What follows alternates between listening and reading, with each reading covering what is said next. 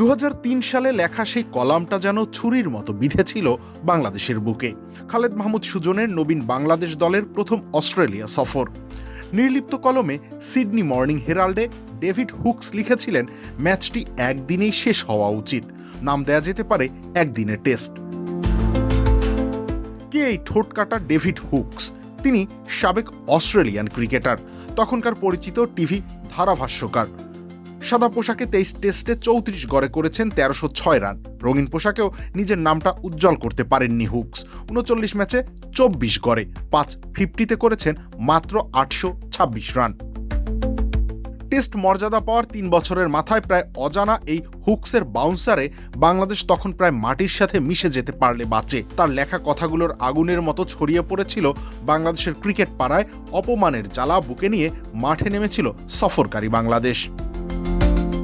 যদিও খোদ অস্ট্রেলিয়াতেও হুকস বিরোধী মানুষ ছিলেন। খোদ স্টিভ ওয়া সেবার বলেছিলেন, এটা একটা পাগলের প্রলাপ ছাড়া কিছু নয়। কিন্তু হুকস খুব বেশি ভুল বলেননি। ফলাফল যেন হয়ে উঠল সেই কথারই প্রতিধ্বনি। একদিনে হারাতে না পারলেও ডারউইন আর ব্রিসবেনে 2 টেস্টেই ইনিংস ব্যবধানে হার।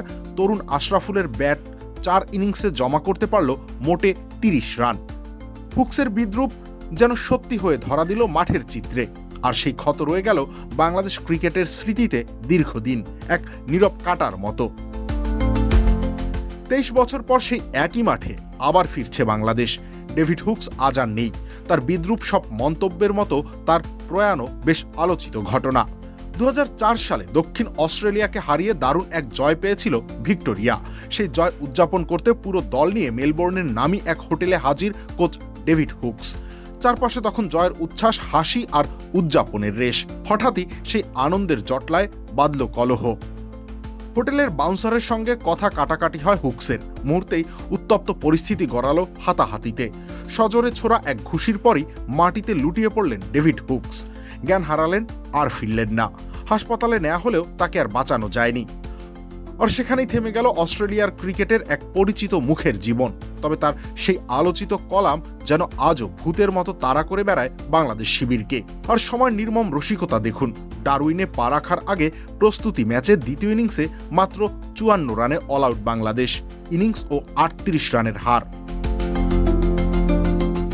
ডেভিড হুকসের আত্মাকে শান্তি দেওয়ার দিব্যি নিয়ে নিশ্চয় নাজমুল হোসেন শান্তর দল অস্ট্রেলিয়া যায়নি। গিয়েছে জবাব দিতে, গিয়েছে শত আঘাত জর্জরিত হয়েও লড়াই করার তাড়না ফিরিয়ে আনতে। সেই লড়াই ডেভিড হুকসও ওপার থেকে ঠিকই হয়তো দেখবেন। রবিউল ইসলাম রনি,